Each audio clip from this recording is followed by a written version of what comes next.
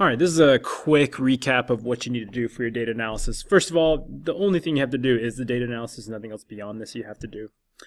And I think, for those of you who might have tried this already so far, especially down to about number 4, the work is fairly straightforward. You just got to make sure you are looking at the right thing as you do some of this work. First of all, getting the mass of the baking soda. Well, if I have the mass of the test tube and I have the mass of the test tube with the baking soda, I think it's pretty obvious that the difference between these two is going to give you the mass of your baking soda. Now, make sure that, of course, I'm only doing quick sketches here. Make sure that you show out the work and you're carefully writing them out so that it makes sense. The next part, again, calculating the mole amount of the baking soda. Well, if I have a gram amount of baking soda, you have the formula of the baking soda. You can convert that into the mass of the mole amount of the baking soda. And this ends up being, a fairly small number, at least to us. We're used to, reasonably large-ish number. So that's about 0.0020 moles or so. Number 3 asks you to find the mass of the sodium chloride remaining in each test tube. Well, you've got to remember, right, where does the sodium chloride come into this? Don't forget that your lab actually incorporates a couple of things. First of all, you are reacting HCl and you are reacting sodium chloride, which has those formulas, sodium bicarbonate, which has these formulas. So the combination of the two generates a couple of products, some of which we discussed. It tells you in the prompt originally, the very, very beginning in the introduction, it does tell you it produces water, it does produce sodium chloride, and one other unknown substance.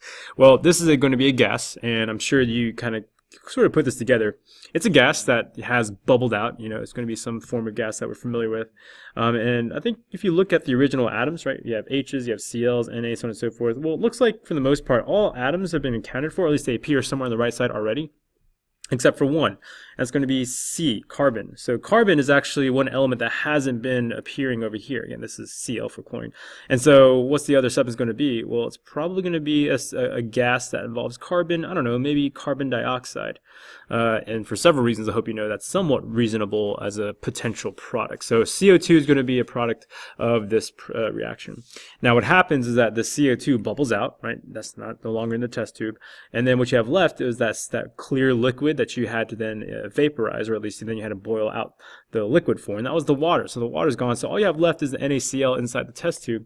And so we're looking over here, test tube after you're heating 55.94 grams. Well, that's actually going to be the mass of the test tube and NaCl at the same time. So from there, I think you can do a little bit of math and figure out what the mass is of your baking soda, or excuse me, of your sodium chloride. Turns out it ends up being about 0.13 grams, the grams of sodium chloride, NaCl.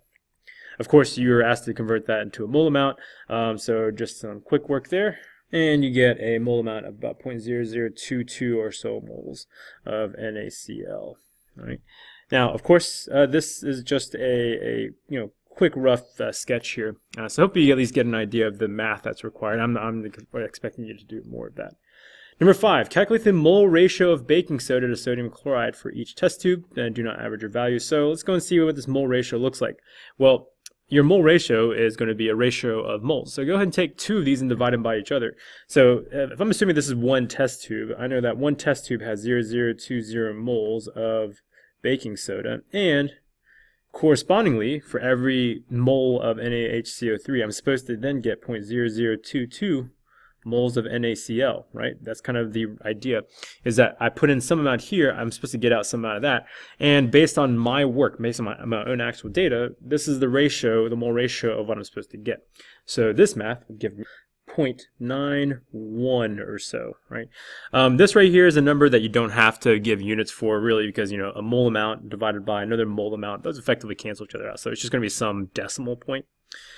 And then the follow-up question asks you, does the mole ratio that you calculated, again for the other test tubes as well, so you should have a couple of numbers maybe around this ballpark, does the mole ratio reflect your balanced chemical equation, and explain? Well, let's go and take a look. All right, my balanced chemical equation, if you haven't realized this is actually already balanced the way it is. You don't have to add any extra coefficients. And so the 2 important ones I'm going to highlight here are going to be this guy and this guy, right? So these are the 2 substances you're finding the mole ratio of. What's the mole ratio you see here? Well, based on the coefficients, it's supposed to be 1 to 1. So if I were to divide them by each other, it would just be a value of 1. Well, 0.91, right, isn't that kind of close to 1? It's not exactly this in this case, but it's pretty close to 1. Somebody might get closer than this one.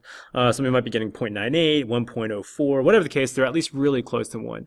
And of course, you can talk about that and justify whether or not you have that balanced chemical equation and how these experimental data is supposed to reflect that mole ratio from the balanced chemical equation. I'd also recommend for number 6, go ahead and writing out your own version of the balanced chemical equation just so you have a very clear picture of you describing it as you talk about it in your lab. Number 7, which reactant is your limiting reagent? Hydrochloric acid, baking soda, or maybe even neither. Explain using fully the concept of limiting reagent, the experimental procedure, and your data. So I'm hoping that, this is, again, something that I'm leaving fairly loose, but I think you can justify this. We've talked about this several times. Remember that limiting reagent, of course, is the substance that gets completely used up in a reaction whenever you mix things together. I think from our conversation, you can maybe reason your way through it and figure out which one is being used up entirely. And then finally, number 8, using your data from either number 2 or from number 4 above, right? Again, you figured that out already. Those numbers are already available to you. Calculate the mole of hydrochloric acid that reacted in each test tube. So one thing we didn't do was to do really any quantitative work with our HCl. We did do a lot of work, of course, with the baking soda and the sodium chloride, but we did not actually get to do any work with the HCl just quite yet. So this is simply just saying, using your mole fractions, or mole ratio, using the mole amounts either from your baking soda or from your NaCl, calculate the mole amount that happened to react in each test tube. Okay, all right, that should give you the decent rundown for your lab, and I hope this helps.